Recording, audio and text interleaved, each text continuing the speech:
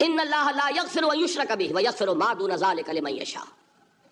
اللہ تعالیٰ اسے تو ہرگز نہیں بخشے گا کہ اس کے ساتھ شرک کیا جائے، ہاں اس سے کم تر جس کو چاہے گا معاف فرما دے گا. نوٹ کر لیجئے، اس کی بھی اندر بھی اوپن لائسنس نہیں ہے کہ بقیہ سارے گناہ لازماً معاف کر دے گا، یہ نہیں ہے. اس سے تو آپ میں جرت پیدا ہو جائے گی، باقی سب کیے جاؤ. یہ نہیں، جس کو چاہے گا بخش دے گا، لیکن امید ضرور دلا دی کہ شرک سے کم تر کوئی گناہ ہو تو اس کے بخشش کی بغیر توبہ کے اللہ تعالیٰ نے امید دلائی. توبہ سے تو شرک بھی معاف ہو جائے گا. اس سے مراد کیا ہے؟ بغیر توبہ کے. اللہ تعالیٰ نے فرمایا کہ اور گناہوں کے بارے میں تو امید کی جا سکتی ہے لیکن شرک کے بارے میں ہرگز نہیں. اہمیت واضح ہو گئی. مزید نمبر 3، اس شرک کی ہماگیریت کا عالم یہ ہے کہ سورہ یوسف کی آیہ مبارکہ ہے وَمَا يُؤْمِنُ أَكْثَرُهُمْ بِاللَّهِ إِلَّا وَهُمْ مُشْرِكُونَ. انسانوں کی اکثریت کا حال یہ ہے کہ وہ اللہ پر ایمان نہیں رکھتے مگر کسی نہ کسی قسم کے شرک کے ساتھ. یہ یونیورسلٹی ہے اس کی کہ اللہ کو بھی مان رہے ہیں لیکن کسی نوع کا شرک جو ہے وہ بھی لگا رکھا ہے. وَمَا يُؤْمِنُ أَكْثَرُهُمْ بِاللَّهِ. انسانوں کی اکثریت کا حال یہ ہے کہ وہ ایمان نہیں رکھتے اللہ پر الا وہم مشرکون، مگر یہ کہ کوئی نہ کوئی شرک بھی کرتے ہیں. چوتھی بات یہ سمجھیے کہ شرک ہر دور میں بھیس بدل کر آتا ہے. یہ ضروری نہیں ہے کہ شرک کی جو قسمیں آج سے 200 برس پہلے تھیں صرف وہی آج بھی رہے. ہو سکتا ہے کہ بالکل نئی شکلیں اس شرک نے اختیار کر لی. اس سے کیا نتیجہ نکلا کہ اگر اجتہادی بصیرت نہیں ہوگی تو ہو سکتا ہے کہ ایک شخص جو ہمارے سابق علماء نے لکھ دیا کہ یہ چیز شرک، یہ چیز شرک، یہ چیز شرک، یہ چیز شرک، آج سے 500 برس پہلے کا انسان بڑے سے بڑا عالم دین اپنے زمانے کے شرک کو پہچان کر تو لکھ سکتا ہے. اس سے تو آپ بچ رہے ہیں. امام ابن تیمیہ نے اس کو شرک قرار دیا، اس کو شرک قرار دیا، اس کو شرک قرار دیا. کوئی شخص ہے جو اس سے تو بچ گیا. امام صاحب کی دی ہوئی بصیرت سے اس نے ان جو اقسام ہے شرک کی ان کو پہچان لیا. لیکن یہ عین ممکن ہے کہ آج کے شرک کو وہ نہ پہچان رہا ہو. اپنی جگہ وہ سمجھ رہا ہو اپنے آپ کو بہت بڑا موحد، جبکہ اس دور کا جو شرک ہے اس میں ملوث ہو. اس کو میں نے کہا ہے کہ شرک کے بارے میں بڑی اجتہادی بصیرت کی ضرورت ہے. فارسی کا ایک شعر ہے، بڑا پیارا شعر ہے، بہر رنگے کے خواہی جامہ می پوش من انداز قدت رامی شناسم. اپنے محبوب سے کہہ رہا ہے شاعر کہ تم جس طرح کا چاہو لبادہ اوڑھ لو، میں تمہیں تمہارے قد سے پہچان لوں گا. کتنا ہی چھپا لو اپنے آپ کو، کیسے ہی لباس بدل لو، بہر رنگے کے خواہی جامہ می پوش من انداز قدت رامی شناسم، میں تمہارے قد سے تمہیں پہچان لوں گا. یہ اگر بصیرت نہ ہو کہ شرک کو اس کے قد سے پہچان سکیں آپ، اس کے لیے ضرورت ہے اصولوں کی. دیکھیے جس طرح الجبرا کے اصول ہوتے ہیں، فارمولہ ہے، فارمولہ ہاتھ میں آ گیا، مسئلے حل کرتے چلے جا رہے ہیں، آپ اپلائی کرنے کی دیر ہے فارمولے کی. اگر آپ نے صرف گنتی کر کے کسی زمانے کے شرک وہ تو سمجھ لیے لیکن وہ بصیرت باطنی حاصل نہیں ہوئی، اجتہادی بصیرت، وہ اصول ہاتھ میں نہیں آئے کہ جس سے آپ پہچان سکیں، تو ہو سکتا ہے کہ اس دور کے شرک کو آپ نہ پہچان سکیں. اس کے لیے ضرورت ہے کہ اصل اصول ہاتھ میں آ جائیں تاکہ اصولوں کو اپلائی کریں. ایک بات مجھ سے اور سن لیجئے، میرا اپنا یہ تاثر ہے، ہمارے دین میں خیر، بھلائی، نیکی، چاہے وہ نظریے کی ہو، علم کی ہو، عقیدے کی ہو، عمل کی ہو، اخلاق کی ہو، وہ سب کیا ہے؟ وہ توحید ہی کے شجرہ طیبہ کی شاخیں ہیں. اور شر، برائی، گمراہی، خیالات کی ہو، نظریات کی ہو، علم کی ہو، عقیدے کی ہو، عمل کی ہو، اخلاق کی ہو، سب کے ڈانڈے شرک کے شجرہ خبیثہ سے ملتے ہیں. اس شجرہ خبیثہ کے برگوبار ہے جو بھی برائی ہے عمل کی یا علم کی، اور اس شجرہ طیبہ کے برگوبار ہے جو بھی خوبی ہے عمل کی یا عقیدے کی. یہ میرا تاثر ہے. اور جب تک اس انداز میں وہ آپ کو اندرونی رشتے ظاہر نہیں ہوں گے، آپ پر منکشف نہیں ہوں گے، وہ اجتہادی بصیرت جو ہے پیدا نہیں ہو سکے گی. اب آئیے ایک اور بات دیکھیے، شرک میں اور الحاد میں کیا فرق ہے یہ بھی ہم نہیں سمجھتے. الحاد، مادہ پرستی، وہ کیا ہے؟ ایتھیزم، کسی بھی خدا کا انکار. ہمارے آج کے دور کی سب سے بڑی گمراہی یہ ہے. شرک کیا ہے؟ خداؤں کو ماننا. یہ کیا ہے؟ تھیزم ہے، لیکن پولی تھیزم ہے. توحید کیا ہے؟ مونو تھیزم ہے، ایک خدا کا ماننا. لیکن شرک کے اندر ایک اور حقیقت کو پہچان لیجئے، شرک میں ہمیشہ ٹاپ پر ایک خدا کو مانتے ہیں، باقی سارے خدا نیچے ہوتے ہیں، اوپر جا کر وہ توحید ہوگی ہمیشہ. کوئی مشرکانہ نظام ایسا نہیں ہے جو ٹاپ پر جا کر توحید نہ بن جائے. دیکھیے ہندو دیویاں دیوتا بے شمار، لیکن مہادیو وہ بھی کیا دو ہیں؟ مہادیو وہ تو ایک ہے. انگریزی میں گاڈز گاڈیسز، لیکن وہ چھوٹے جی سے لکھے جائیں گے، چھوٹے جی سے لکھے جانے والے gods and goddesses. Roman mythology ہو، گریک مائتھولوجی ہو، ان دیویوں دیوتاؤں کے نام ہی آپ نہیں یاد کر سکتے، لیکن گاڈ بڑے جی سے وہ ایک ہے کہ نہیں؟ ٹاپ پر جو ہے وہ ایک ہے. اس کو وہ بھی مانتے ہیں کہ اومنی پوٹنٹ، اومنیشنٹ، اومنی پریزنٹ، علی کل شیء قدیر، بکل شیء علیم، ہر جگہ موجود، وہ تو ایک ہی ہے. وہ تو کیپٹل جی سے لکھا جائے گا. باقی اس کے نیچے فوج ہے دیویوں کی دیوتاؤں کی خداؤں کی اور خدانیوں کی، وہ گاڈز اینڈ گاڈیسز ہیں. عرب میں کیا تھا؟ میں نے پہلے آپ کو وہ دو مثالیں دے دی ہیں، تیسری اور ایران کی لے لیجئے. خیر کا خدا اور شر کا خدا اور، ایک یزداں ایک اہرمن. ٹھیک، سنویت ہو گئی نا، دو خداؤں کو مانا. لیکن وہی ہے جو خدائے خدائے گاں، خداؤں کا خدا، اس کو ایک ہی مانتے ہیں. یہی معاملہ عرب میں تھا. اللہ وہ ایک ہی تھا ان کے یہاں. قرآن میں آتا ہے ان سے پوچھئے وَلَئِن سَأَلْتَهُم مَّنْ خَلَقَ السَّمَاوَاتِ وَالْأَرْضَ لَيَقُولُنَّ اللَّهُ. جب ان سے کہا جاتا ہے کہ کس نے پیدا کیا آسمان اور زمین کو، یہ فوراً کہیں گے اللہ نے. فَأَنَّىٰ يُؤْفَكُونَ. تو یہ ماننے کے بعد کدھر جا رہے ہیں؟ وہ کیا کہتے تھے کہ وہ بڑا اللہ تو ایک ہی ہے، لیکن چھوٹے آلہہ ہیں.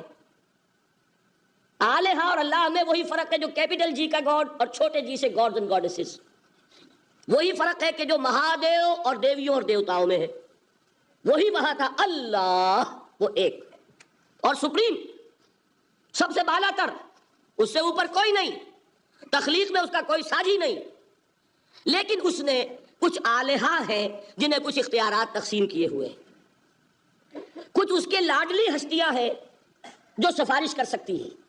بس یہ شرک تھا مشرکین مکہ. بات سمجھ رہے ہیں؟ اس کا جائزہ لیں گے تو آپ کو، اور جو آج شرک کی اقسام میں بیان کروں گا اس کو ہاتھ میں لیں گے تو کسی موحد کا تلاش کرنا مشکل ہو جائے گا.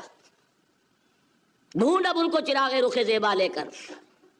آج جن کا نام مسلمان ہے ان کی اکثریت کسی نہ کسی نوع کے شرک میں مبتلا ہے. اب آئیے اقسام شرک. اقسام شرک میں بھی وہی کیفیت ہے جو نفاق کے بارے میں میں نے عرض کی تھی کہ ایک تقسیم یہ ہے جو علماء نے کی ہے، ایک ہے عقیدے کا نفاق، ایک ہے عمل کا نفاق. اسی طرح ایک ہے عقیدے کا شرک، ایک ہے عمل کا شرک. عقیدے میں نہیں ہے، عمل میں ہے. ایک تقسیم آپ نے سنی ہوگی شرک جلی، شرک خفی. ایک ہے ننگا شرک، کھلم کھلا شرک. ایک ہے چھپا ہوا شرک جو نظر نہیں آتا. لیکن ایک مغالطہ اپنے دل سے نکال دیجئے، بعض لوگ شرک خفی کو شرک نہیں سمجھتے. یہ بہت بڑی غلطی ہے. اگر وہ شرک نہ ہوتا تو حضور اسے شرک نہ کہتے. کوئی اور لفظ، عربی زبان کا دامن جو ہے محدود نہیں ہے، پھر اس کے لیے کوئی اور لفظ اختیار فرمایا جاتا ہے. وہ شرک، لیکن ایک شرک ہے جلی جو نمایاں ہے، نظر آ رہا. ایک ہے شرک خفی جو نظر نہیں آ رہا. اور وہ کتنا خفی ہو سکتا ہے اس کی ایک مثال دی حضور نے. شرک خفی اتنا خفی ہو سکتا ہے، ذرا مبالغہ دیکھیے جو حضور نے بات کو سمجھانے کے لیے مثال میں جو مبالغہ اختیار فرمایا. ایک سیاہ اندھیری رات میں ایک سیاہ پتھر پر ایک سیاہ چونٹی کو رینگتے ہوئے دیکھنا جتنا مشکل ہے، اتنا ہی شرک خفی کا پہچاننا مشکل ہے. بتائیے، آپ نے فرمایا انا افصح العرب، میں عرب کا فصیح ترین انسان ہوں. اس سے آگے کوئی مثال دی جا سکتی ہے؟ اندھیری رات، تاریک رات، پتھر سیاہ، چونٹی سیاہ، کون دیکھ سکتا؟ جتنا اس کو دیکھنا ناممکن ہے اتنا ہی شرک خفی کا پہچاننا مشکل ہے. گویا کہ اس سے تو اللہ ہی بچائے گا تو انسان بچے گا. ایک آخری بات تمہیداً اور عرض کر دوں، پھر میں چلوں گا اقسام پر. میری جو باتیں آپ کے سامنے آئی اس سے ایک منطقی نتیجہ نکلتا ہے. کوئی شخص اگر حقیقتاً شرک سے بچ جائے، واقعتاً شرک سے بچ جائے، ہر قسم سے بچ جائے، اس سے بھی اوپر کوئی انسان ہوگا. گویا کہ یہ آخری منزل ہے.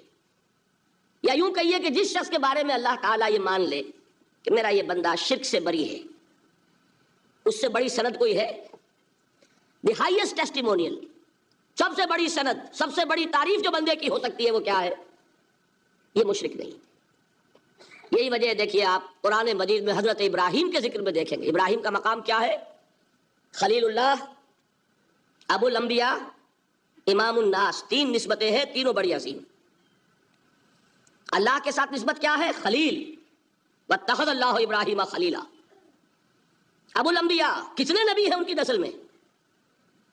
اسحاق اور اسماعیل سے چلیے، پھر یعقوب اور یوسف، اور پھر چلیے موسیٰ اور ہارون، اور پھر چلیے سارے انبیاء بنی اسرائیل کے، حضرت عیسیٰ، پھر یہاں تک کہ محمد رسول اللہ کس کی اولاد ہے؟ ابراہیم کی. ابو الانبیاء.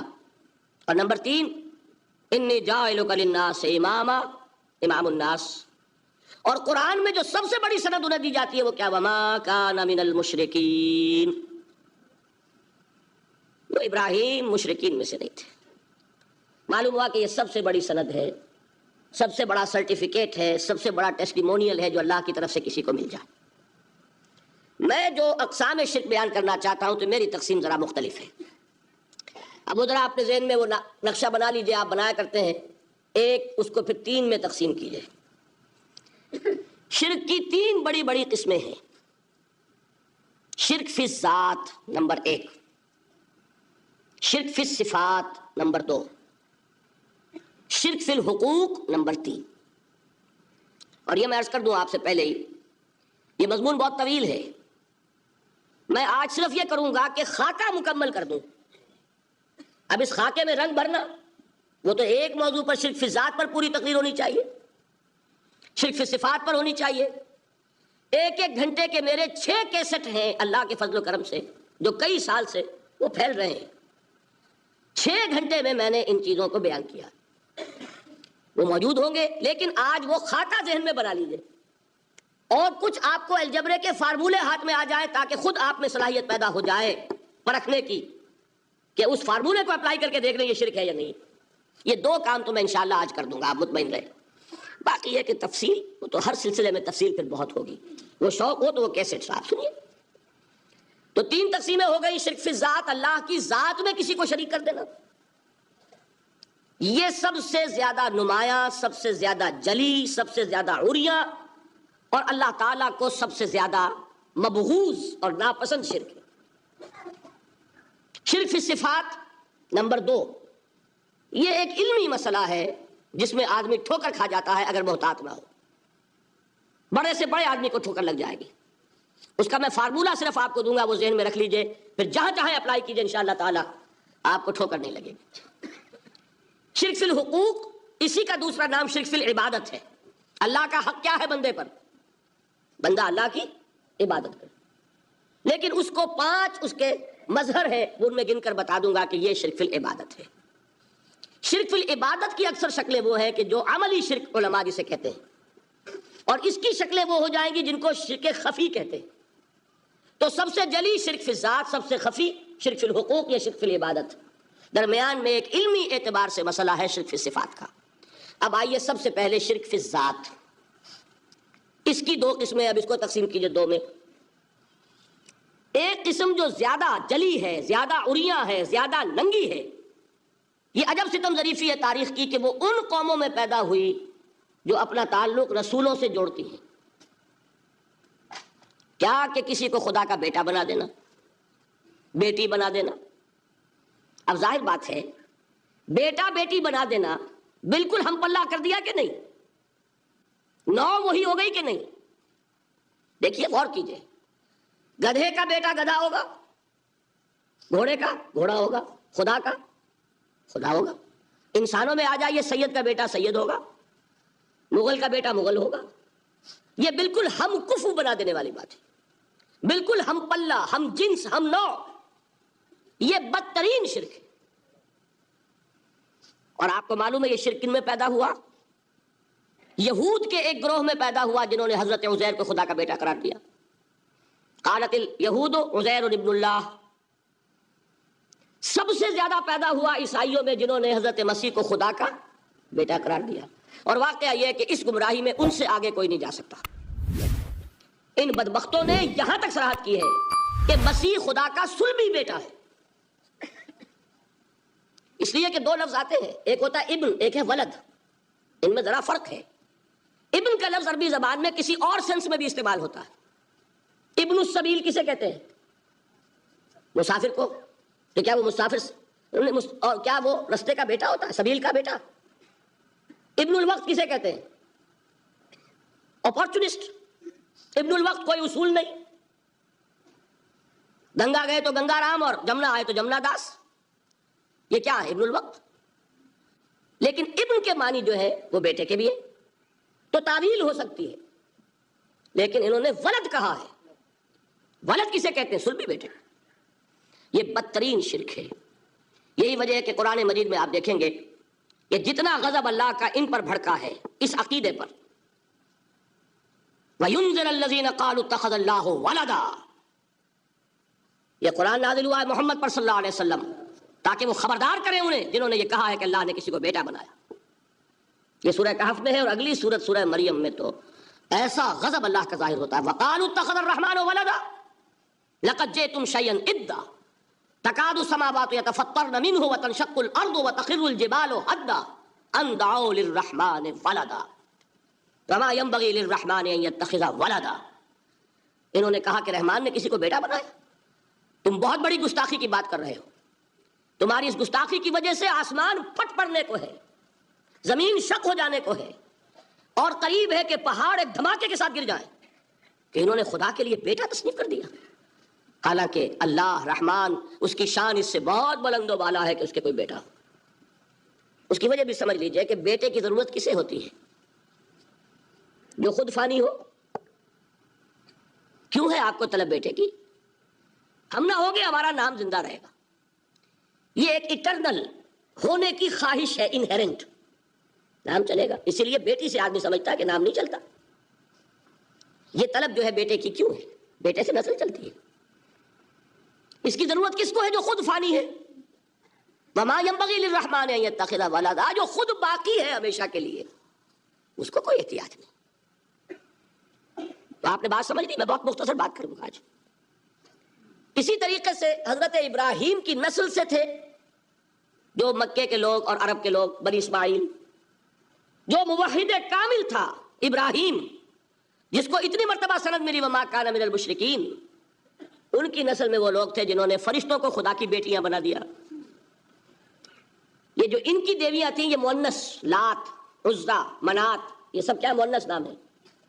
انہوں نے یہ کہا کہ فرشتے جو ہیں وہ خدا کی بیٹیاں. اصل میں عقیدہ کیسے ہوتا ہے؟ انہوں نے کہا بڑے لاڈلے ہیں، لاڈلی ہوتی ہے بیٹی بہت زیادہ، تو یہ خدا کی بیٹیاں ہیں. ہوتے ہوتے ان کا یہ عقیدہ ایسا پکا ہوا کہ بجائے استعارے کے اب انہوں نے حقیقت بنا دیا یہ خدا کی بیٹیاں ہیں. ان پر قرآن مجید نے کئی جگہ پر ذرا ایک لطیف انداز میں تنزیہ پیرائے میں بھی کہا ہے کہ بھائی تم نے خوب کیا.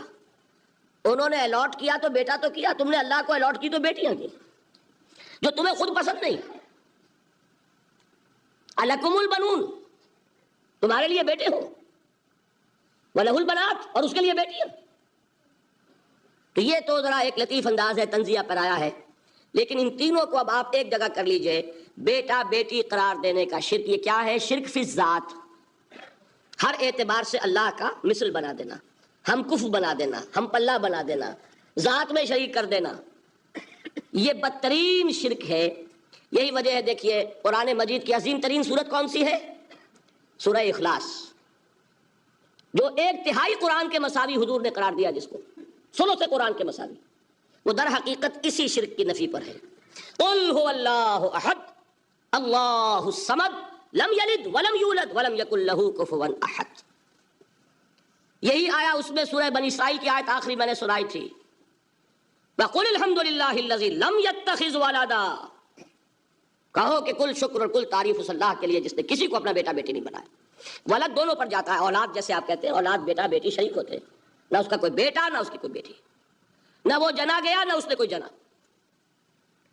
ایک قسم تو یہ ہوئی شرک فی الذات کی. دوسری قسم کیا ہے؟ یہ ان مذاہب میں ہوئی ہے جو نبیوں اور رسولوں کی طرف نسبت نہیں رکھتے بلکہ فلسفیانہ مذاہب ہیں. ہندوستان کے اکثر مذاہب فلسفیانہ ہیں. فلسفیانہ مذاہب میں یہ شرک فی الذات کس شکل میں پیدا ہوا؟ دو شکلیں پیدا ہوئی. ایک ہماؤست اور ایک حلول. حلول کیا ہے؟ اللہ نے کسی انسان کے اندر اپنے آپ کو حل کر دیا، انسانی شکل میں وہ خود ظاہر ہو گیا. اوتار کا عقیدہ، انگلش میں گاڈ انکارنیٹ. عیسائیوں میں بھی حضرت مسیح کو گاڈ انکارنیٹ بھی قرار دیا جاتا ہے. خود خدا نے یہ شکل اختیار کر لی. رام چندر جی ہو، کرشن جی مہاراج ہو، کیا ہے؟ یہ اوتار ہیں. اللہ نے ان میں حلول کیا یا اللہ نے ان کی شکل میں ظہور کیا. سمجھ میں آ گیا؟ اور ایک عقیدہ کیا ہے؟ یہ بڑا فلسفیانہ مسئلہ ہے، دیکھیے بڑا ٹیڑھا مسئلہ ہے یہ، لیکن میں اس وقت اس کی تفصیل میں نہیں جاؤں گا، بہت باریک باتیں ہو جائیں گی. مسئلہ کیا ہے کہ اگر خدا کو مان لے تو پھر سوال یہ ہے کہ خدا نے اس کائنات کو کیسے پیدا کیا. یہ ایک سوال آتا ہے ذہن میں، جس کے نہیں آتا وہ کہے گا پاگل پن ہے، خامخواہ اس پر کیوں سوچتے ہیں. لیکن جس کے ذہن میں سوال آ گیا اس کے لیے بڑی مصیبت ہو جاتی. وہ تو سوچتا ہے انسان کا اختیار نہیں ہوتا اپنے ذہن پر، وہ لاکھ روکے اسے مت سوچو، وہ اور سوچے گا. یہ مصیبت ہے فلسفیوں کی. کیسے پیدا کیا؟ اب ایک تصور تو یہ ہے کہ جیسے یہ میز ہے، بڑھئی نے بنایا اس کو، بڑھئی علیحدہ ہے، میز علیحدہ ہے. لیکن اس میں یہ بات ماننی پڑے گی کہ پہلے کوئی چیز تھی جس سے میز بنائی. لکڑی تو تھی نا، اس سے میز بنائی. لہذا ہندوؤں میں ایک عقیدہ یہ ہے کہ خدا بھی قدیم، مادہ بھی قدیم. خدا نے اس مادے سے یہ شے بنا دی، مادے سے یہ بنا دی. وہی مٹی کی تغاری ہوتی ہے، کمہار اس سے کوئی رکابی بنا دیتا ہے، کوئی وہ ہڈیا بنا دیتا ہے، کوئی گھڑا بنا دیتا ہے. مٹی تو ہے نا پہلے. تو مادہ بھی قدیم، خدا بھی قدیم، اور مادے سے خدا نے یہ شکلیں بنا دی. ٹھیک، یہ بھی سنویت ہو گئی، توحید تو ختم ہو گئی. تو جن لوگوں کا ذہن تھا توحیدی لیکن اس مسئلے میں الجھ گئے، انہوں نے ایک اور شکل تجویز کی کہ خدا خود ہی اس شکل میں تبدیل ہو گیا. کیسے؟ جیسے برف پگھلتی ہے تو پانی بن جاتا ہے. پانی کہاں سے آیا؟ برف سے. اب کوئی پوچھے برف کہاں ہے؟ بھائی یہی پانی ہے، یہی برف ہے یا نہیں؟ اسی پانی کو آگ کے اوپر آپ نے رکھ دیا، وہ بھاپ بن گئی. اب آپ کہیں برف کہاں ہے، پانی کہاں ہے؟ یہی بھاپ جو ہے یہی در حقیقت پانی ہے، یہی بھاپ جو ہے یہی برف ہے. یہ ہے وہ ہماؤس پینتھیزم جس کو انگریزی میں کہتے ہیں، کہ خود خدا نے روپ دھار لیا اس کائنات کا. یہ دو فلسفے ہیں. کیا ہے یہ؟ بدترین شرک ہے. پہلی اگر شکل ہے تو وہ انسان خدا قرار پا گیا، جس کو اوتار مانا وہ خدا ہو گیا کہ نہیں. اور دوسری شکل میں تو ہر چیز ہی خدا ہے، یہ بھی خدا، یہ بھی خدا، پتھر بھی خدا، درخت بھی خدا، ہر چیز خدا. اس لیے کہ وہ برف پگھلی ہے تو پانی بنا ہے. وہ پانی چاہے زیر زمین آ رہا ہے، وہ پانی چاہے زمین کے اوپر دریا کی شکل میں آ رہا ہے یا زمین میں سوتے چل رہے ہیں، پانی تو وہی برف ہے جو پہاڑوں پر ہمالیہ پر پڑا ہوا ہے، وہی پگھل رہا ہے، یہ کچھ بن رہا ہے. یہ ہے شرک فی الذات کی دوسری قسم جو دنیا میں رہی، پینتھیزم اور انکارنیشن یا حلول اور ہماؤست. سمجھ میں آگے؟ اب میں ایک بات آپ سے عرض کروں گا. اللہ کا اس امت پر بہت بڑا فضل ہے جس کا آپ کو شکر ادا کرنا چاہیے. اس نوع کے شرک سے یہ امت 15ویں صدی شروع ہو جانے کے باوجود تاحال بحیثیت مجموعی محفوظ ہے. میں نے بحیثیت مجموعی کہا ہے. کوئی افراد یا عوام الناس یا جوہلا یا شعراء یا نعت گو وہ مبالغہ آرائی میں کوئی بات کہہ دیتے ہو تو وہ علیحدہ بات ہے. لیکن مسلمانوں میں کوئی مستند فرقہ اور اس کے جو مستند عقائد ہیں ان میں الحمدللہ آج تک ایسی کوئی چیز شامل نہیں. اس کا جب آپ تقابل کریں گے نا، آپ کا کیا خیال ہے عیسائیوں کو حضرت مسیح سے کتنی محبت تھی؟ اس کا تقابل کیجئے جو محبت مسلمانوں کو رہی حضور کے ساتھ. عیسائیوں کی محبت عشر عشیر نہیں بنے گی. اس محبت کے باوجود کہ ہمیں 10 گنا 100 گنا 1000 گنا زیادہ محبت ہے حضور کے ساتھ، لیکن دیکھیے کہ انہوں نے خدا کا بیٹا بنا دیا۔ یہاں کسی نے حضور کے بارے میں یہ بات آج تک کہی؟ یہ بہت بڑا کنٹراسٹ ہے نا۔ یہ در حقیقت عقیدت اور محبت کا غلو ہوتا ہے۔ تو عقیدت اور محبت کی کمی تو یہاں بھی نہیں، الحمدللہ ان سے زائد ہے، لیکن الحمدللہ ثم الحمدللہ ثم الحمدللہ خدا کا بیٹا تو کسی نے نہیں بنایا۔ اچھا میں ایک اور کنٹراسٹ آپ کو دکھاتا ہوں تاکہ آپ اللہ کا شکر کریں۔ حضرت علی کی کیا نسبت ہے حضور کے ساتھ؟ نبی اور امتی۔ حضرت علی کو خدا کہنے والے پیدا ہوئے کہ نہیں؟ بتائیے نا، کیا وجہ ہے کہ علی کو خدا کہنے والے پیدا ہوئے لیکن محمد کو خدا کہنے والا پیدا نہیں ہوا صلی اللہ علیہ وسلم رضی اللہ تعالی عنہ؟ بہت اہم بات ہے، غور کیجیے گا۔ حالانکہ حضرت علی کا رتبہ کہاں، حضور کا کہاں؟ آج بھی آپ دیکھیے آپ کے جاہل عوام کے زبان پر نعرہ یا علی مدد کا ہوتا ہے، یا محمد مدد کسی نے کہا آج تک؟ یہ یا محمد لکھنے کے کام آتا ہے صرف، وہ مسجد پہ لکھ دو تاکہ پتہ چل جائے یہ فلاں فرقے کی مسجد ہے، دوسرا خود ہی بھاگ جائے وہاں سے۔ یہ صرف کس کام کے لیے؟ باقی جہاں اصل میدان میں بات آتی ہے کوئی نعرہ لگاتا ہے یا محمد مدد، محمد کا رتبہ اونچا یا علی کا، تو ان سے کیوں نہیں مدد مانگی؟ یہ سوالات آپ کے سامنے رکھ رہا ہوں میں۔ پھر یہ کہ جس طریقے سے کہ غوث اعظم کو پکارا جاتا ہے، کیا محمد کو پکارا جاتا ہے؟ کیا نسبت ہے؟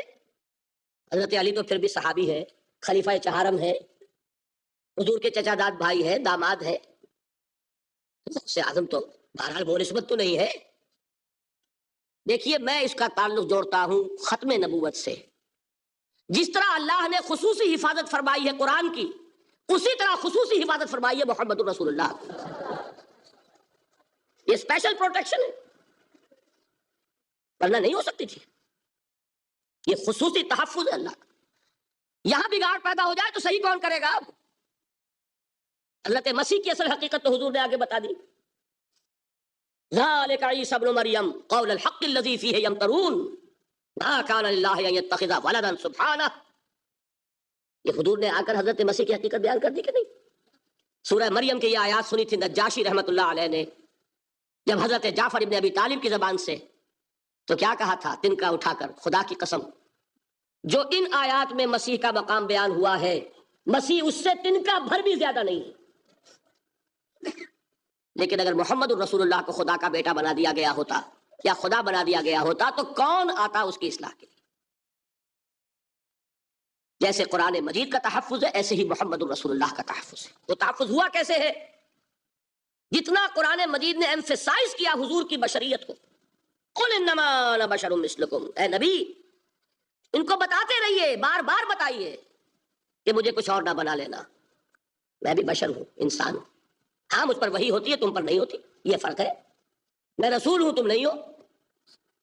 یہ بعد میں ذرا اور مسئلہ میں واضح کروں گا، ابھی صرف یہ نوٹ کیجئے کہ یہ تحفظ جو ہے، جیسے قرآن کو تحفظ دیا لیکن اس کے لیے ذرائع بھی ہے نا۔ یہ حفظ قرآن کا سلسلہ جو ہے یہ اس کا ذریعہ بنا، یہ رمضان میں تراویح جو ہے اس کا ذریعہ بنی۔ ہمارے ملکوں کے اندر تو حفاظ کو مسجدیں نہیں ملتی، تلاش کرتے پھرتے ہیں، اور ایک جیسا کہ اینول جشن ہوتا ہے قرآن مجید کا، ہر حافظ اپنا حفظ تازہ کر رہا ہے، حفاظ لگے ہوئے ایک دوسرے کے ساتھ تازہ کرنے میں۔ یہ ذریعہ ہے اللہ تعالیٰ نے کہ جس کے ذریعے سے قرآن کو محفوظ کیا۔ تو حضور کو جو حفاظت دی اس کا ایک طریقہ کیا ہوا؟ قرآن مجید میں حضور کی بشریت کا نمایاں کرنا، اور دوسرا یہ کہ خود حضور نے ایسی باریک بینی سے روکا۔ یہ بھی آپ کو پسند نہیں تھا کہ میں آؤں تو تم کھڑے ہو جاؤ، سنا کہ نہیں سنا آپ نے؟ صحابہ کو آپ روکتے تھے۔ ایک صحابی کی زبان سے نکل گیا ما شاء اللہ و ما شئت، جو اللہ چاہے اور جو آپ چاہیں، فوراً ٹوک دیا اجعلتنی للہ ندا، کیا تم نے مجھے خدا کا مد مقابل بنا دیا؟ مشیت صرف اس کی ہے۔ یہ روک ٹوک، یہ وہ چیزیں ہیں کہ جس کی بنا پر اللہ نے تحفظ عطا فرمایا۔ یہ جو آپ نے فرمایا میری قبر کو اسی جلسے اور جشن کا مرکز نہ بنا لینا. فرمایا کہ نہیں فرمایا؟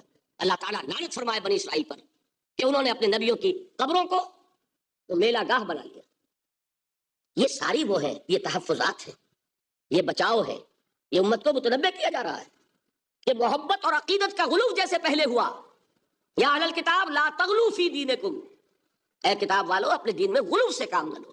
یہ غلو محبت، غلو عقیدت ہے جس کی بنا پر وہ خدا کے بیٹے بنا دیے گئے. اور اگر وہ ہوتا یہاں اللہ کا نہ معلوم اللہ کے برابر کس طریقے سے حضور کو بنا دیا جاتا، لیکن قرآن نے خود حضور نے اس کی پیش بندی کی، جس کا ظہور ہم دیکھ رہے ہیں کہ اللہ کے فضل و کرم سے یہ امت تا حال بحیثیت مجموعی محفوظ ہے. البتہ دیکھیے شاعروں کی باتیں اور ہوتی ہیں، اور عوام کی اور واعظوں کی اور نعت گوؤں کی باتیں جو ہے وہ اور ہیں. میں جس چیز کی نفی کر رہا ہوں وہ علماء کی بات ہے. شاعروں کا تو قرآن مجید کے اندر خود ہی بھاڑا پھوڑ دیا اللہ نے. والشعراء یتبعهم الغاوون الم تر انہم فی کل واد یہیمون انہم یقولون ما لا یفعلون. مبالغہ نہ کریں تو شعر میں رنگ ہی پیدا نہیں ہوتا. پھر شعر کائے کو کہنا ہے نثر کہو بھائی. مبالغے سے اس میں ایک تاثیر پیدا ہوتی ہے.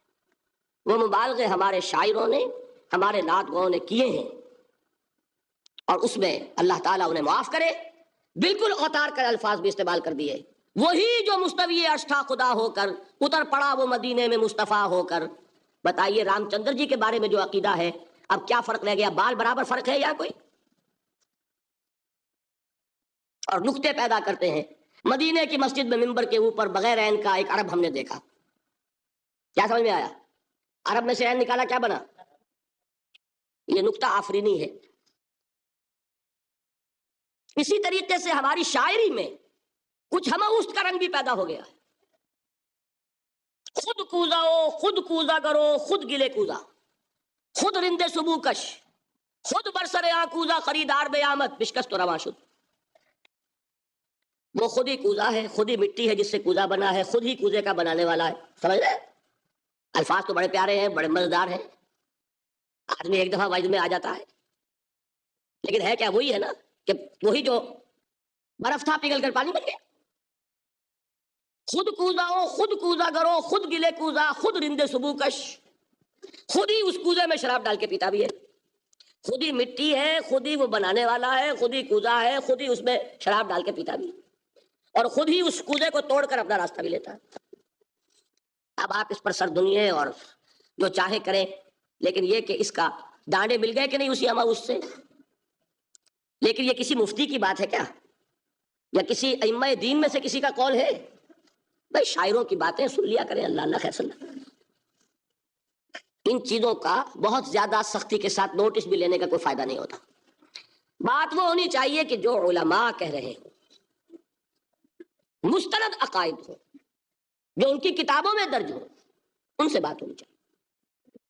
تو یہ چیزیں یہ گمراہیاں آئی ہیں، لیکن الحمدللہ ثم الحمدللہ کہ یہ عوام میں ہے، جہلاء میں ہے، شعراء میں ہے، نعت گو میں ہے. یہ کسی بھی مستند دینی فرقے کے مستند علماء میں ہم کہاں موجود. البتہ ایک مسئلہ جو ہے نور اور بشر کا، وہ ذرا تھوڑا سا میں حل کر دوں. آج آپ سمجھتے ہوں گے لا ینحل ہے. میں نے جس طرح کہا تھا کہ امام بخاری کا قول بھی 100% درست اور امام ابو حنیفہ کا بھی 100% درست ثابت کیا کہ نہیں، اسی طرح میں کہتا ہوں جو حضور کو بشر کہتے ہیں وہ بھی 100% درست، جو حضور کو نور کہتے ہیں وہ بھی 100% درست. مطلب کیا ہے؟ دیکھیے ہر انسان کے وجود کے دو حصے میں نے پہلے دن شاید کچھ بیان کیا تھا. ایک خاکی وجود، اور اینیمل بینگ جو حیوان ہے ہمارا، ایک وہ روح ربانی جو اس میں پھونکی گئی. آدم میں جب وہ روح پھونکی گئی تب وہ مسجود ملائک بنے. فَإِذَا سَوَّيْتُهُ وَنَفَخْتُ فِيهِ مِن رُوحِي فَقَعُوا لَهُ سَاجِدِينَ. دو جگہ آیت ہے قرآن مجید میں ایک شوشے کے فرق کے بغیر، سورہ حجر اور سورہ صاد. جب میں اس کو پوری طرح تیار کر لوں اور اس میں اپنی روح میں سے پھونک دوں تو گر پڑنا اس کے سامنے سجدے میں. ہمارا جو خاکی وجود ہے وہ ظلمانی ہے، اور جو ہمارا روحانی وجود ہے وہ نورانی ہے. اس کی نسبت کس سے ہے؟ اللہ سے. بات سمجھ میں آئی؟ لیکن ہم نے اپنے اس نورانی وجود کو اپنے خاکی ظلمانی وجود میں دفن کیا ہوا ہے. اور محمد الرسول اللہ صلی اللہ علیہ وسلم کا وہ نورانی وجود آپ کے اس خاکی وجود پر اس درجے غالب تھا کہ وہ خاکی وجود معدوم کے درجے میں ہے، لیکن وہ حضور صلی اللہ علیہ وسلم پر اثر انداز نہیں ہو سکتا۔ وہی خاکی وجود ہے جسے ہم نفس کہتے ہیں، نفس غلبہ کر سکتا ہے محمد پر صلی اللہ علیہ وسلم۔ حضور کی شخصیت کی نورانیت نے آپ کی شخصیت کے خاکی وجود کا احاطہ کیا ہوا ہے، ہماری شخصیت کی ظلمانیت نے ہماری اس نورانیت کو گل کیا ہوا ہے، دفن کیا ہوا ہے، چھپایا ہوا ہے، بس یہ فرق ہے۔ انہیں آپ کہہ لیں نور، صحیح ہے، ان کی نورانیت غالب ہے۔ یہی بات ہے جو حضور نے اس طرح سمجھائی، دیکھو ہر انسان کے ساتھ ایک شیطان ہوتا ہے۔ اب کسی صحابی نے بڑی جرت سے کام لیا، پوچھ لیا حضور کہ آپ کے ساتھ بھی ہے؟ ہر انسان کے ساتھ جو کہا نا، تو انسان تو ہے آپ بھی، لیکن آپ کے ساتھ بھی ہے؟ آپ نے فرمایا ہے، لیکن میں نے اسے مسلمان کر رکھا ہے۔ بات ختم ہو گئی، نفی نہیں ہے، وہ میرے تابع ہے، میرا مطیع ہے، مجھے گدن نہیں پہنچا سکتا، ہے تو صحیح لیکن نہ ہونے کے درجے میں آ گیا کہ نہیں؟ یہ ہے فرق سارا۔ اور میں یہاں پہ کوٹ کرنا چاہتا ہوں ایک بہت بڑے بریلوی مکتب فقہ کے عالم دین صاحب زادہ، میرے ذہن سے ایک دم اتر گیا، فیض الحسن، اللہ تعالیٰ ان کی خطاؤں سے درگزر فرمائے، ان کی مغفرت فرمائے۔ آپ نے سنا ہوگا نا، انہوں نے ایک روز تقریر کی جو میں نے سنی، اور تقریر کہاں کی؟ ساہیوال میں، وہاں کا ایک بہت مشہور چوک ہے، مہاجرین، مسجد مہاجرین کہلاتی ہے، وہاں تقریر تھی، میں نے سنی۔ ان کے الفاظ یہ تھے کہ کیا آپ لوگ ہمیں جاہل سمجھتے ہیں؟ کیا ہمیں عربی نہیں آتی؟ کیا ہم نے قرآن نہیں پڑھا جس میں بار بار یہ لکھا ہوا ہے کہ حضور بشر ہیں؟ حضور بشر ہیں، لیکن اصل میں ہم حضور کی بشریت کو نمایاں کرنے کو سوء ادب سمجھتے ہیں۔ بات سمجھیے آپ نے، اس قدر پیاری بات ہے۔ انہوں نے کہا کہ آپ کے باپ کا نام کیا ہے؟ عبد الرحمان۔ آپ عبد الرحمان کہہ کے پکارتے ہیں انہیں؟ ابا جان۔ ابھی آپ نے وہ آیات سنی، حضرت ابراہیم نے اپنے مشرک باپ کو یا ابت ہے، یا ابت ہے، بڑا پیارا ترجمہ کیا، ابا جان، ابا جان، کیا نام لیں گے؟ آپ کے باپ کا نام ہے، نام نہیں لیتے آپ، کیوں؟ ادب کی وجہ سے۔ اسی وجہ سے ہم در حقیقت حضور کی بشریت کو نمایاں کرنے کو سوء ادب سمجھتے ہیں، ورنہ کوئی ہم جاہل ہیں، ہمیں عربی نہیں آتی، ہم نے قرآن نہیں پڑھا، ہم جانتے ہیں کہ وہ بشر ہے۔ بات سمجھ میں آئی؟ کتنی آسانی سے مسئلہ حل ہوتا ہے، بشرطے کہ نیت حل کرنے کی ہو۔ آخر آمنہ کے بیٹے ہیں، عبداللہ کے بیٹے ہیں، عبد المطلب کے پوتے ہیں، بچپن آپ پر گزرا ہے، لڑکپن آپ پر گزرا ہے، نوجوانی آپ پر آئی ہے، جوانی آپ پر آئی ہے، شادی آپ نے کی ہے، اولاد آپ کی ہے۔ کون بے وقوف احمق ہوگا کہ جو آپ کی بشریت کا انکار کرے گا؟ لیکن یہ کہ جس طریقے سے اس کو بیان کیا جاتا ہے وہ ایک مسئلہ بن گیا اختلافی، وہ رد و قضا اور کھینچ تان۔ اور اس میں بھی سمجھ لیجئے مثلکم پر جو ایمفیسس بعض حضرات دے دیتے ہیں اپنے توحیدی، جو ان کے اندر ایک مزاج ہے، اللہ تعالیٰ ان کے مزاج کو اور پختہ کرے، لیکن اس میں بھی مبالغہ کیا جاتا ہے۔ ایک حدیث مجھ سے سنیے جس میں حضور نے مثل کا انکار کیا۔ مثلکم کا مطلب اگر کسی نے یہ سمجھا کہ بالکل ہم جیسے ہیں تو بہت بڑی مغالطے میں۔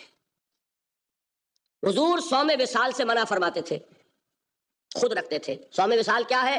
آج روزہ رکھا، شام کو افطار نہیں کیا، وہی روزہ رات بھر چل رہا ہے، اگلے دن بھی چل رہا ہے، شام تک کو جا کے پھر کھولا تو 2 دن کا صوم وصال ہو گیا۔ اگلے دن بھی نہیں کھولا، چلا تو 72 گھنٹے کا صوم وصال ہو گیا۔ یہ کیا ہے؟ صوم وصال۔ خود رکھتے تھے اور صحابہ کو روکا۔ صحابہ میں سے کسی نے ہمت کر لی، حضور آپ خود رکھتے ہمیں روکتے۔ فرماتے ہیں ایکم مثلی، تم میں سے کون مجھ جیسا ہے؟ ابھی تو عند ربی، میں تو اپنے رب کے پاس رات گزارتا ہوں، هو یطعمنی ویسقین، وہ مجھے کھلاتا ہے پلاتا ہے۔ بتائیے کون ہے جو اس کا دعویٰ کرے گا؟ حضور کے خصائص ہیں۔ حضور خود فرماتے ہیں تم صرف سامنے سے دیکھتے ہو، میں پیچھے سے بھی دیکھتا ہوں۔ کہاں ہوا وہ مثلیت؟ اگر آپ نے بالکل اپنے جیسا سمجھ لیا تو بڑے مغالطے میں ہیں۔ نبی کا مقام ہے، نبی کا رتبہ ہے، نبی کے خصائص ہیں۔ آپ سو گئے تو آپ کی نیند، آپ کی وضو ٹوٹ گئی اور نبی سو گیا تو کہاں گئی مثلیت پھر؟ مثل اس معنی میں کہ بشر ہیں، نسل آدم سے ہیں، اس میں کوئی شک نہیں، اس معنی میں مثل ٹھیک ہے، قل انما انا بشر مثلکم، لیکن ہر اعتبار سے تو نہیں، سب سے بڑا فرق یہی ہے کہ وہی آ رہی ہے، معراج پہ تشریف لے گئے ہیں، اس دنیا میں بیٹھے ہوئے بھی جنت کا مشاہدہ فرما لیتے ہیں، کرا دیا جاتا ہے، دوزخ کا مشاہدہ کرایا جاتا ہے، فرشتے کو دیکھ رہے ہیں، یہ چیزیں ہیں۔ اور پھر خصائص جیسا کہ میں نے عرض کیا کہ آپ پیچھے سے بھی دیکھتے ہیں، آپ کا معاملہ یہ ہے کہ آپ اگر سو جائیں تو آپ کا وضو نہیں ختم ہوگا۔ یہ ساری چیزیں جو ہے ان سب کو بیلنس کیجئے تو معلوم ہوگا کہ آپ بشر بھی ہیں 100% درست، لیکن آپ کی وہ نورانیت، آپ سراج منیر، ہدایت کا روشن چراغ، آپ کی جو روح انور ہے، وہ آپ کے اس جسدی وجود پر اس طریقے سے حاوی ہے کہ گویا کہ اس نے اس کی ظلمانیت کو ختم کر کے رکھ دیا۔ اس معنی میں کوئی کہے نور مجسم تو مجھے کوئی اعتراض نہیں۔ یہ ہے ان چیزوں کو جمع کرنے کی شکل، خام خواہ کی کھینچتان کے سوا کچھ نہیں۔ بہرحال یہ پہلا حصہ ختم ہوا، شرک فی الذات۔ اب آئیے شرک فی الصفات۔ میں نے عرض کیا تھا کہ یہ ایک بڑا علمی مسئلہ ہے اور اس میں ٹھوکر لگ جاتی ہے۔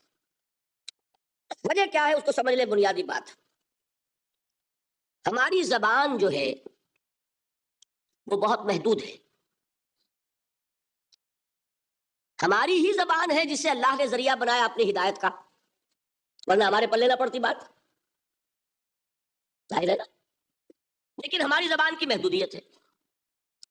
اس محدودیت کا ایک مظہر یہ ہے کہ ہم جو الفاظ اللہ کے لیے بطور صفت استعمال کرتے ہیں وہی الفاظ مخلوقات کے لیے بھی کر لیتے ہیں۔ اللہ موجود، ہم بھی موجود۔ اللہ زندہ، ہم بھی زندہ۔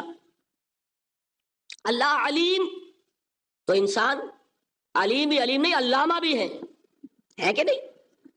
یہ تو بڑا مبالغے کا لفظ ہے، انسان علامہ ہے کہ نہیں؟ اللہ دیکھتا ہے، بصیر ہے، ہم بھی بصیر ہیں۔ اللہ سنتا ہے، سمیع ہے، ہم بھی سنتے ہیں۔ اللہ کو قدرت حاصل ہے، کچھ ہمیں بھی حاصل ہے۔ ایک مکہ مارا تھا حضرت موسیٰ نے، جان نکال دی تھی کہ نہیں؟ ہے نا کچھ نہ کچھ۔ اللہ چاہتا ہے، ہم بھی چاہتے ہیں۔ اسے دیکھیے چاہت میں وہ ہو گیا تھا جس پر روک دیا حضور نے، ما شاء اللہ و ما شئت اجعلتنی للہ ندا، کیا تم نے مجھے اللہ کا مد مقابل بنا دیا؟ دھوکہ ان الفاظ کے اشتراک کی وجہ سے لگ جاتا ہے۔ بات سمجھ میں آئی؟ اب اس میں فارمولہ میں نے عرض کیا تھا کہ ایک نوٹ کر لیں تو مسئلے سارے حل ہو جائیں۔ جب ہم کوئی لفظ بطور صفت اللہ کے لیے بولتے ہیں اور اسی لفظ کو مخلوق میں سے کسی کے لیے بولتے ہیں، مخلوق میں سب آ گئے، جمادات، حیوانات، انسان، اولیاء اللہ، فرشتے، انبیاء، رسول، سب مخلوق تو ہے نا۔ تو کل مخلوقات کو جب ہم ایک لفظ بطور صفت استعمال کریں گے اللہ کے لیے اور اسی لفظ کو استعمال کریں گے بندوں کے لیے، تو ان میں 3 فرق ہیں جو ذہن میں رہنے چاہیے، گن کر یاد کیجئے۔ اللہ کی ذات قدیم ہے، ہمیشہ سے ہے، اسی طرح اس کی صفت بھی قدیم ہے، ہمیشہ سے ہے۔ مخلوقات حادث ہیں، ان کی صفات بھی حادث ہے۔ حادث قدیم کے مقابلے میں کہ پہلے نہیں تھی پھر ہو گئی۔ ایک فرق، اللہ کی ذات از خود ہے، کسی اور نے تو اس کو وجود نہیں بخشا نا۔ اللہ کا وجود از خود ہے، ذاتی ہے۔ اسی طرح اس کی صفات ذاتی ہیں، کسی اور کی عطا کردہ نہیں ہے۔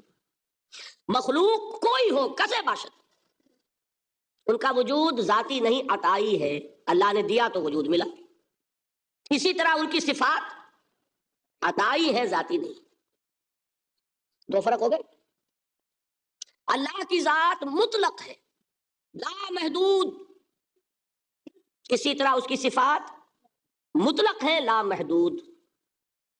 مخلوق کی ذات محدود کسے باشد، صفت بھی محدود۔ 3 فرق ہے، ذاتی، عطائی، قدیم، حادث، لا محدود، محدود۔ 3 فرق ذہن میں رہے تو جو صفت بھی آپ اب بولیں گے اس میں یہ تینوں باتیں ذہن میں رہیں۔ سمجھ میں آ گئی بات؟ اب اس کا اطلاق کیجئے تو یہ علم غیب کا مسئلہ حل ہو جائے گا۔ یہ بھی لا ینحل سمجھا جاتا ہے نا۔ علم کسی کا بھی ہو، انسان، فرشتہ، اولیاء، انبیاء، رسول، حضور صلی اللہ علیہ وسلم، کسی کا بھی حادث ہے، قدیم نہیں ہے، عطائی ہے، ذاتی نہیں ہے، محدود ہے، لامحدود نہیں ہے. 3 باتیں مان لیں، شرک نہیں ہوگا. ان میں سے ایک کو ساقط کر دیں، شرک ہو جائے. آئی بات سمجھ؟ اللہ کی قدرت ذاتی ہے، عطا کردہ نہیں. مخلوق میں جس کو قدرت حاصل ہے وہ عطائی ہے، ذاتی نہیں. اللہ کی قدرت لامحدود، یفعل ما یشاء فعال لما یرید علی کل شیء قدیر. ہم مخلوق کوئی بھی ہو، اس کی قدرت محدود. اللہ کی قدرت جب سے وہ ہے ہمیشہ سے ہے، ہمیشہ سے قدرت بھی ہے. اور مخلوق میں سے قدرت یہ حادث ہے. تینوں چیزیں سامنے رہیں، شرک نہیں ہوگا. ایک چیز کی بھی کمی ہو گئی، شرک ہو جائے.